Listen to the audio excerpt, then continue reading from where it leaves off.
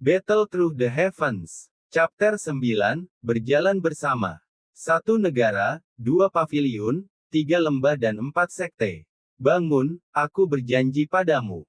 Xiao Yan berkata tanpa daya, dia juga berjalan di benua untuk menemukan cara untuk menjadi lebih kuat, dan dia harus menemukan solusi untuk tanggung jawabnya dan banyak misteri, gadis. Ketika Xiao Yan ingin menolak, Raja Naga Emas berkata kepada Xiao Yan, "Bawa saja dia, kamu pasti akan berterima kasih atas keputusanmu di masa depan, untuk dapat bertemu dengan yang langka di sini." Pernyataan samar tidak jelas, dan kemudian Xiao Yan setuju. "Tuan Dermawan, namaku King Yuan, aku tidak tahu nama Tuan Dermawan." Gadis bernama King Yuan bertanya pada Xiao Yan dengan gembira. Awalnya, King Yuan tidak hanya percaya pada pil dan bantuan orang asing. Mungkin orang munafik seperti itu akan lebih menakutkan. Dia pernah mendengar tentang orang seperti itu di keluargamu sebelumnya, tapi yang membuat King Yuan aneh adalah sejak Xiao Yan dengan kemunculan Xiao Yan, King Yuan merasakan kebaikan yang belum pernah dia miliki sebelumnya, dan sepertinya ada suara di hati King Yuan yang berkata, "Ikuti orang di depanmu." Karena itulah King Yuan lahir adegan di mana dia makan pil obat Xiao Yan tanpa ragu-ragu dan memohon Xiao Yan untuk membawanya masuk. "King Yuan, jangan panggil aku dermawan, itu hanya sedikit usaha, namaku Xiao Yan." Karena percaya pada Raja Naga Emas, Xiao Yan langsung memberitahu King Yuan namanya tanpa sok.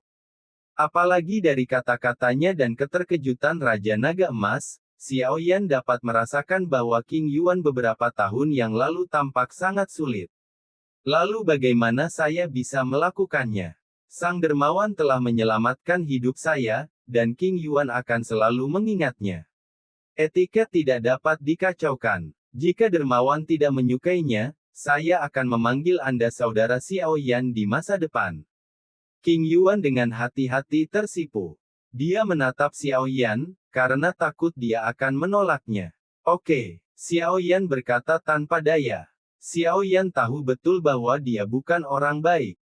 Jika bukan karena Raja Naga Emas menyelamatkan gadis ini, atau dia pasti sudah diracuni, memutuskan untuk membantu King Yuan, dia tidak akan membiarkannya pergi. Rasakan perasaan tunawisma ini lagi. "Engong, apakah kamu punya tempat untuk pergi sekarang?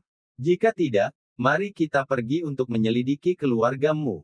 King Yuan memandang Xiao Yan dengan sangat gembira karena Xiao Yan setuju untuk membawanya masuk. "King Yuan, apakah kamu tahu situasi di sekitar sini? Aku pergi jalan-jalan sendirian, dan ingin pergi ke kota terdekat untuk membeli beberapa pil obat dan peta untuk keadaan darurat." Melihat King Yuan, yang matanya sedikit merah, Xiao Yan bertanya dengan malu, "Untuk menyelidiki masalah keluargamu, tentu saja, untuk mengetahui beberapa kekuatan di benua ini." Saya tahu, saya tahu, saya tahu. Saya khawatir saya tidak dapat membantu saudara Xiao Yan untuk menambah beban Anda." Gadis itu tampak tertawa dengan air mata saat dia berbicara. King Cheng, yang terletak di kaki pegunungan Monster Beast, juga merupakan perbatasan dari benua Xuanling. Sebagai batas daratan dan kaki pegunungan Warcraft, ini juga menciptakan kemakmuran King Cheng dalam radius beberapa ratus mil ini. Dengan kecepatan Xiao Yan saat ini, hanya butuh beberapa menit untuk sampai ke King Cheng, tetapi pergelangan kaki King Yuan terluka, jadi dia sedikit melambat. "Saudara Xiao Yan, mengapa kamu sendirian? Apakah kamu begitu kuat sehingga kamu keluar untuk bepergian?" King Yuan bertanya dengan bersemangat dan bersemangat, tampaknya seperti 100.000 mengapa. "Itu benar, King Yuan, apa pasukan khusus di benua Xuanling ini?" Xiao Yan bertanya sambil menatap King Yuan.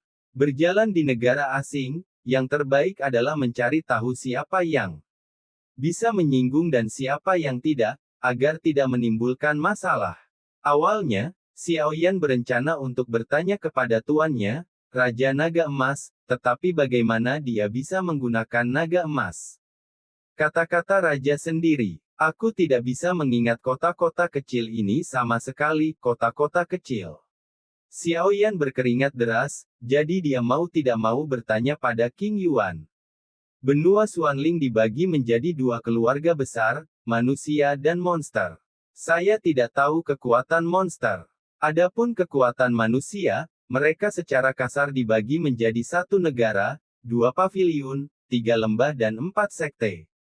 Tentu saja, ada beberapa kekuatan yang sama kuatnya, tetapi hanya ada beberapa orang. Aku tahu. King Yuan merenung sejenak dan berkata, di benua Xuanling, dominasi negara telah mencapai puncaknya. Setelah keluarga kerajaan memerintah benua Xuanling, beberapa kekuatan kuat lahir di tanah ini, tetapi mereka masih menyerah. Di bawah paksaan keluarga kerajaan, kekuatan yang begitu kuat tentu saja tidak puas dengan aturan keluarga kerajaan, tetapi setelah perlawanan, suara oposisi berangsur-angsur menghilang, karena dikatakan bahwa keluarga kerajaan memiliki pertempuran abadi yang bertanggung jawab. Douxian, benua Xuanling ini benar-benar macan berjongkok, naga tersembunyi. Xiaoyan diam-diam berkata bahwa kekuatan keluarga kerajaan di benua Xuanling ini kuat, dan kekuatannya saat ini seharusnya berada pada tahap awal Dou Bintang 3. Tapi dia masih jauh dari Douxian itu. Jalan masih panjang, tapi Xiaoyan tidak putus asa, dia masih mengerti kebenaran bahwa seseorang tidak bisa memakan pria gemuk besar. Satu negara adalah keluarga kerajaan. Dikatakan bahwa keluarga kerajaan sangat kuat. Dalam menghadapi kekuatan yang menentang aturannya sendiri, pernah mengadopsi sikap menghilang. Hanya dengan begitu bisa ada persatuan. Dan dua paviliun adalah paviliun Fenxiang dan paviliun Wanhua, yang aneh untuk dikatakan, paviliun Fenxiang sangat ketat dalam menerima magang, hanya menerima orang-orang dengan atribut api, dan mereka harus laki-laki. Tidak ada wanita di paviliun, tampaknya yang makmur dan yin menurun, dan paviliun Wanhua tidak terlalu keras, tetapi juga menentang paviliun Fenxiang. Secara umum, Wanhua hanya menerima wanita. Dikabarkan bahwa Tuan Paviliun Wanhua dan pemilik paviliun dari Fenxiang memiliki hubungan pernikahan. Tidak jelas apa itu. Pada akhirnya, dua kekuatan paling kuat di benua Xuanling didirikan masing-masing setelah akhir lagu. Salah satunya, King Yuan menjelaskan perlahan kepada Xiaoyan. Selain itu, ketiga lembah tersebut adalah lembah Dan, lembah mimpi buruk, dan lembah astrologi. Seperti namanya, yang disebut Pil Valley adalah sepotong jenius dan harta karun. Dikabarkan bahwa pendiri Pil Valley menemukan tanah harta karun yang sangat cocok untuk bahan-bahan alami dan harta karun, jadi dia mendirikan Pil Valley. Kekuatan Pil Valley tidak terlalu kuat, untungnya mereka memiliki yang kuat. Sang alkemis memiliki banyak koneksi dengan banyak harta surga dan bumi yang langka.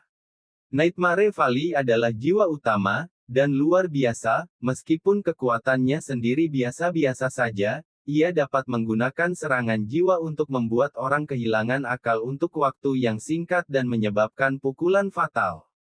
Lembah astrologi adalah salah satu yang terlemah di tiga lembah, hanya nabi yang dapat menggunakan kekuatan bintang untuk melawan atau memprediksi masa depan. Empat sekte terakhir adalah empat sekte dengan warisan-warisan. Sekte Racun, Sekte Dewa Pedang, Sekte Ming, Salomo IV. Sekte Racun, seperti namanya, terdiri dari orang-orang yang menggunakan ki racun atau tidak dapat berlatih ki biasa karena berbagai alasan. Di antaranya, raja adalah orang yang kuat dengan tubuh beracun, karena raja memiliki tubuh racun yang hebat dimulai, dan kekaisaran mengirim pasukan untuk berperang tetapi kejam. Meracuni ribuan pasukan, karena putus asa, kekaisaran membiarkan mereka mendirikan sekte racun, meninggalkan tempat terbaik untuk hidup bagi mereka yang berlatih ki melawan racun dan dipandang rendah oleh orang lain, dan yang tunawisma dan didiskriminasi, sehingga reputasi master sekte dari sekte racun sangat populer di sekte tersebut. Meskipun tidak populer, sekte racun tidak melakukan sesuatu yang berlebihan setelah itu, dan master sekte-sekte racun masih ada, jadi sudah bertahan lama. Sekte Dewa Pedang, seperti namanya, adalah untuk menumbuhkan semangat juang normal tetapi menggunakan pedang sebagai alat utama serangan. Kami tidak berbicara tentang kekuatan semangat juang di sini, itu hanya tergantung pada persepsi Anda dan penggunaan pedang, yang juga disebut orang biasa sebagai niat pedang. Hanya pendekar pedang yang mahir dalam berbagai senjata dan peralatan yang dapat memenangkan kehormatan ini, dan hanya dengan begitu mereka dapat naik ke puncak pedang ilahi.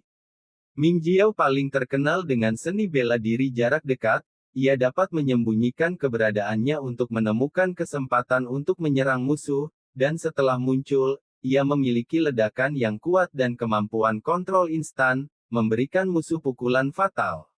Oleh karena itu, judul pembunuh tersembunyi, Ming Jiao telah beredar. Solomon mengklaim sebagai tempat yang menampung semua orang aneh dan sihir, tetapi juga merupakan sekte yang paling misterius, karena sekte ini sangat sederhana, dan hanya ada sedikit rumor baik atau buruk.